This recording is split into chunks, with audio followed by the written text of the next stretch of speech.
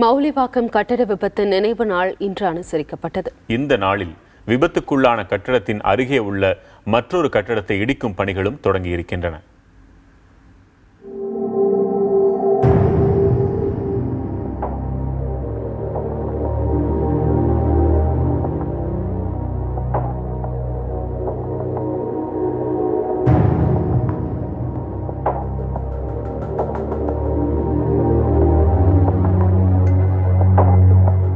ஆளுயர கட்டடம் இந்த பகுதியில் இருந்தது.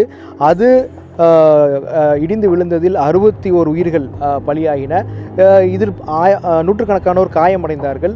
கிட்டத்தட்ட 3 வாரம் மீட்பு பணிகள் நடைபெற்றது. இந்த 11 மாடி கட்டிடம் இடிந்து விழுந்த விபத்தினுடைய சுவடுகளெல்லாம் இன்னும் மறையாமல் இருக்கும் ஒரு சூழ்நிலையில் இந்த கட்டிடத்தோடு இணையாக கட்டப்பட்ட இன்னொரு கட்டிடமும் இந்த பகுதியில் நின்று கொண்டிருக்கிறது.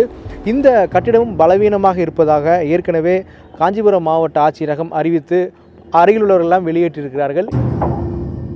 மௌலிவாக்கத்தில் இடிந்து விழுந்த கட்டடத்தின் அருகே உள்ள மற்றொரு அடுக்குமாடி குடியிருப்பின் நிலை பற்றிய வழக்கில் நீதிமன்ற உத்தரவின் பேரில் அந்த கட்டடத்தை இடிக்கும் பணிகள் தொடங்கியுள்ளன. ஆபத்தான நிலையில் உள்ள அந்த 11 மாடி கட்டடம் 30 நாட்களுக்குள் இடிக்கப்படும் என்று திருப்பூரைச் சேர்ந்த மெகா லிங்க் நிறுவன மேலாளர் தெரிவித்துள்ளார்.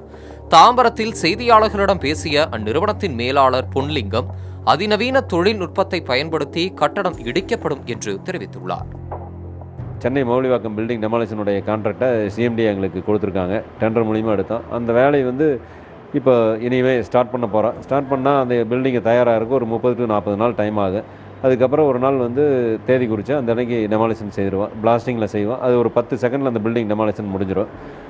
இது செய்யக்கூடிய மெத்தடாலஜி இம்ப்ளோஷன் ஒரு மெத்தேடு.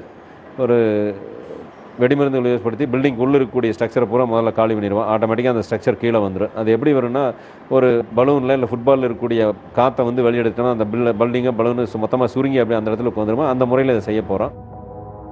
ஏற்கனவே இடிந்த கட்டடத்தால் பாதிக்கப்பட்டவர்களும் ஆபத்தான நிலையில் உள்ள மற்றொரு கட்டடத்தை விரைந்து இடித்துத் தர வேண்டும் என்று கோரிக்கை விடுத்துள்ளனர்.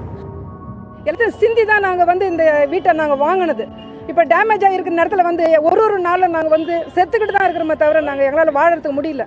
தயவு செஞ்சு அரசாங்கத்துக்கு நல்ல நடவடிக்கை எடுத்து இந்த பில்டிங்கை சீக்கிரம் உடைச்சிட்டு எங்களுக்கும் ஒரு வழி செஞ்சு நாங்கள் திரும்ப எங்கள் இடத்துக்கு வர்றதுக்கு நாங்கள் காத்துக்கிட்டு இருக்கோங்க. நாங்கள் காம்பன்சேஷனுக்கு அதுக்கு முதலமைச்சர் தனிப்பிரிவில் மனு கொடுத்துருக்கோம். தலைமைச் செயலரை சந்தித்து மனு கொடுத்துருக்கோம். கலெக்டரை சந்தித்து பண்ணி கொடுத்து எங்களோட கோரிக்கைகளை அதில் போட்டிருக்கோம். அதுக்கான அமௌண்ட்டையும் அசஸ் பண்ணி நாங்கள் போட்டிருக்கோம். அதை ஹைகோர்ட்டும் அக்செப்ட் பண்ணி அதுக்கான இதுவும் வந்துருச்சு, ஆர்டரும் வந்துருச்சு. இதை சீக்கிரமாக நடைமுறைப்படுத்தினாலே போதும் எங்களுக்கு.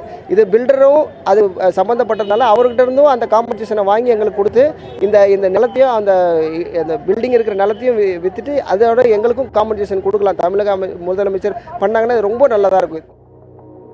இதற்கிடையே மௌலிவாக்கம் கட்டட விபத்து நடந்ததன் நினைவு நாளான இன்று அந்த விபத்தில் உயிரிழந்த கட்டுமான தொழிலாளர்களுக்கு கட்டுமான தொழிலாளர் சங்கத்தினர் மெழுகுவர்த்தி ஏந்தி அஞ்சலி செலுத்தினர்.